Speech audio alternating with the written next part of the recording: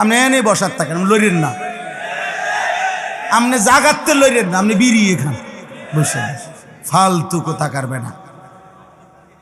হ্যাঁ বড়া এনে বইয়ে বইয়ে বুদ্ধি দেন। হ্যাঁ আপনি কাকে বুদ্ধি দেন মিয়া? ফাজলামি করেন, কাকে বুদ্ধি দেন? কোন হুজুরে কি ফেস লাগাইছে? হুজুরদের ফেসে বইরানি বিড়ি খান। যে হুজুরের একটা ফেস লাগাই রাখছে, আমার দুইজন হুজুর আইয়া কইলো খাইতাম, আর দুইজন আইয়া মানা করলো।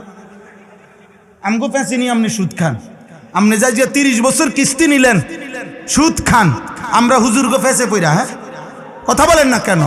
একটা সুদখোর বলুক, একটা কিস্তিখোর বলুক, বেটা আমরা এই ফেস লাগাইছি বেটা, তাইলে আপনি সুদ খান কেন? আপনি কিস্তি নেন কেন?